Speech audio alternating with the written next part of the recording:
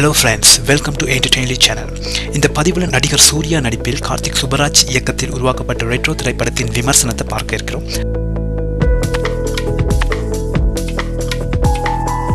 இந்த படத்துல சூர்யா, பூஜை ஹெக்டே, நாசர், ஜெயராம் மற்றும் பலர் நடிச்சிருக்கிறதோட சந்தோஷ் நாராயணன் இசையமைச்சிருக்கிறார். வெல்கம். இந்த படம் மே 1 வெளியிடப்பட்டது. இந்திய மதிப்பின்படி ரூபாய் 65 கோடி செலவில் உருவாக்கப்பட்ட இந்த திரைப்படமானது வெளியான முதல் 4 நாட்களிலேயே ரூபாய் 72 கோடிகளை வசூலித்து உள்ளதுடன் மேலும் தொடர்ந்து இந்த திரைப்படம் பல மைல்கல்களை பெறும் என்று எதிர்பார்க்கப்பட்டிருக்கிறது. சூர்யா நடித்த திரைப்படங்களான கங்குவா மற்றும் எதற்கும் துணிந்தவன் போன்ற படங்கள் எதிர்பார்த்த அளவு வெற்றியை பெறவில்லை. அதோடு அதுக்கு முதல் வெளியான சூரரை போட்டு ஜெய்பீம் போன்ற படங்கள் டைரக்ட் OTT வெளியீடாக அமைஞ்சிருக்கிறதால இந்த படத்திற்கான எதிர்பார்ப்பும் பெரிய அளவில் இருக்கின்றது. அதே நேரத்தில் இயக்குனர் கார்த்திக் சுப்பராஜினுடைய XX திரைப்படத்திற்கு அடுத்ததாக இந்த திரைப்படம் வெளியிடப்படுறதால இந்த படத்திற்கான ஹைப்பும் மிகப்பெரிய அளவில் இருக்கு. இந்த பதிவில் இந்த படம் சார்ந்த நிறைய விஷயங்கள் சொல்ல இருக்கிறதால ஸ்பாய்லர்ஸ் அலர்ட்டை இப்பவே வழங்கிக் கொள்ளும்.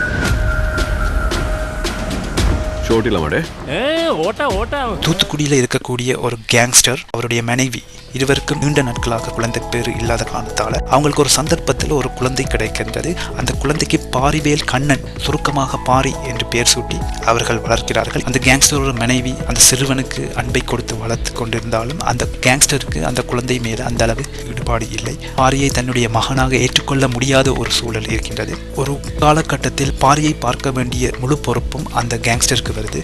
இருந்தாலும் பாரியை ஒரு மகனாக பார்க்காமல் தன்னுடன் வேலை செய்கின்ற ஒரு அடியாளை போல் பார்க்கிறார் அந்த கேங்ஸ்டர்.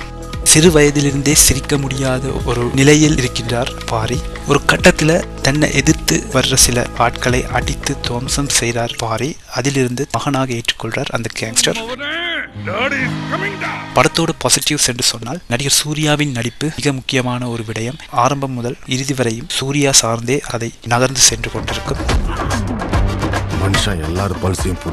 அவருடன் சேர்ந்து பூஜா ஹெக்டே என்னுடைய கதாபாத்திரமும் தொடர்ந்து நகர்ந்து செல்லும். 2 மணித்தியாலங்கள் 45 நிமிடங்கள் கொண்ட இந்த திரைப்படம் நேரம் அதிகமாக காணப்பட்டிருந்தாலும் படத்திற்கு தேவையான விடயங்கள் அதிகம் காணப்படுகின்றமையால் அதிகப்படியான ரசிகர்களால் ஏற்றுக்கொள்ளக்கூடியதாகவே அமைஞ்சிருக்குது. ஸ்ரேயாஸ் கிருஷ்ணாவின் ஒளிப்பதிவும் சந்தோஷ் நாராயணனின் இசையும் படத்திற்கு மிகப்பெரிய ஒரு பக்கபலமாக அமைஞ்சிருக்கு. உதாரணமாக கனிமா பாடல் மிகப்பெரிய அளவில் பேசப்படுகின்றமைக்கு சந்தோஷ் நாராயணனின் இசையும் திரைப்படத்தில் அந்த பாடல் காட்சி அமைக்கப்பட்ட விதமுமே காரணமாகும். ஒரு 20 நிமிடங்களுக்கு சிங்கிள் ஷாட்டிலேயே எடுக்கப்பட்டிருக்கும் அந்த பாடல்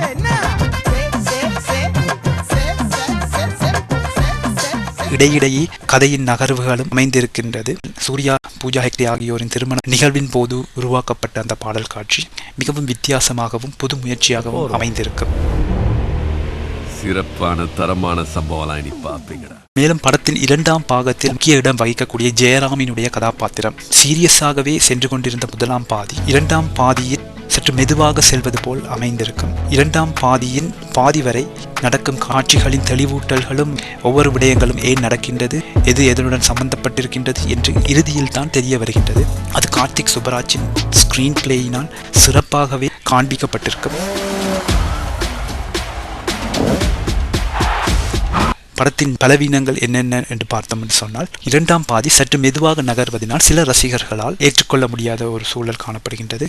மேலும் சில ரசிகர்களால் சில தெளிவூட்டல்களை பெற முடியாத காரணங்களும் காணப்படுகிறது.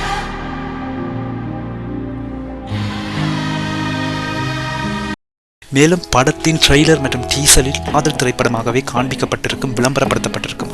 ஆனால் அதை எதிர்பார்த்து கொண்டு வந்திருக்கும் ரசிகர்களுக்கு இந்த திரைப்படம் ஒரு குழப்பத்தை ஏற்படுத்தலாம். ஏனென்று சொன்னால் இந்த திரைப்படம் முழுமையான ஒரு காதல் திரைப்படம் அல்ல. அதையும் தாண்டி வேறு நிறைய விடயங்கள் இதற்குள் இருக்கின்றது என்பதனை ரசிகர்கள் ஏற்றுக்கொள்ளும் இடத்து இந்த திரைப்படம் அவர்களுக்கு சிறப்பாகவே இருக்கும்.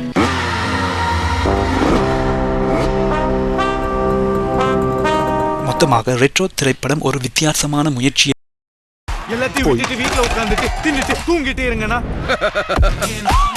நடிகர் சூர்யாவின் நடிப்பு, பூஜா ஹெக்டேயின் பங்களிப்பு மற்றும் தொழில்நுட்ப அம்சங்கள் படம் முழுவதும் பார்வையாளர்களை ஈர்க்கின்றன. ரெட்ரோ திரைப்படத்திற்கு என்டர்டெய்ன்லி வழங்கும் புள்ளிகள் 10க்கு 8.2.